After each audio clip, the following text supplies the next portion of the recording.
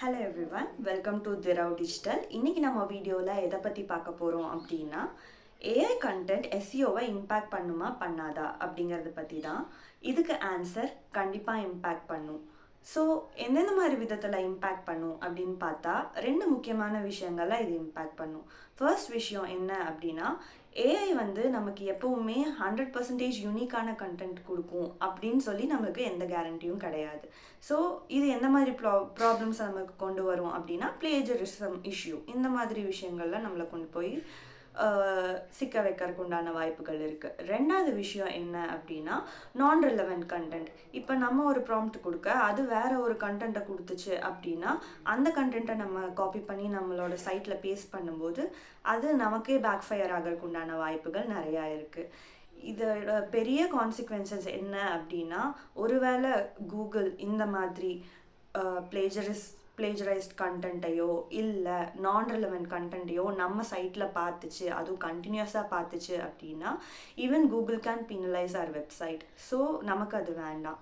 அதுக்கு நம்ம என்ன மாதிரி விஷயங்களை நம்ம வந்து ஃபாலோ பண்ணால் நம்ம இதுலேருந்து இதை ஓவர் கம் பண்ணலாம் அப்படின்னா how to use AI wisely அப்படின்னு பார்த்தோம் அப்படின்னா 3 விஷயங்களை நம்ம செக் பண்ணணும்.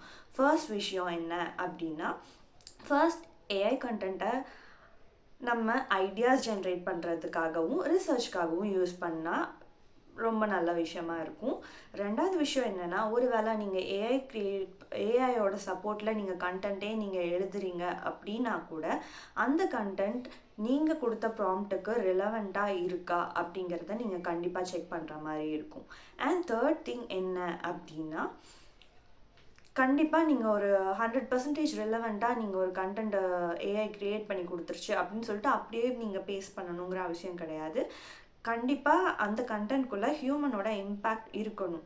ஸோ அந்த மாதிரி இருக்கும்போது கூகுள் வந்து ஹை குவாலிட்டி கண்டென்ட்டாக கன்சிடர் பண்ணும். ஸோ எப்படி நீங்கள் அதை கன்வெர்ட் பண்ணலாம் அப்படின்னா உங்களோட இப்போ நீங்கள் ஒரு கண்டென்ட் பற்றி எழுதுறீங்க அப்படின்னா அதை பற்றினா உங்களோட பர்சனல் எக்ஸ்பீரியன்ஸ் என்ன அப்படிங்கிற ஏதாவது ஒரு இன்சிடென்ட்ஸோ இல்லை ஃபீட்பேக்ஸோ இந்த மாதிரி விஷயங்களை நீங்கள் ஷேர் பண்ணுறது மூலியமாக உங்களோட கண்டென்ட்டை ஹை குவாலிட்டி கண்டென்ட்டாக நீங்கள் இன்க்ரீஸ் பண்ணலாம்.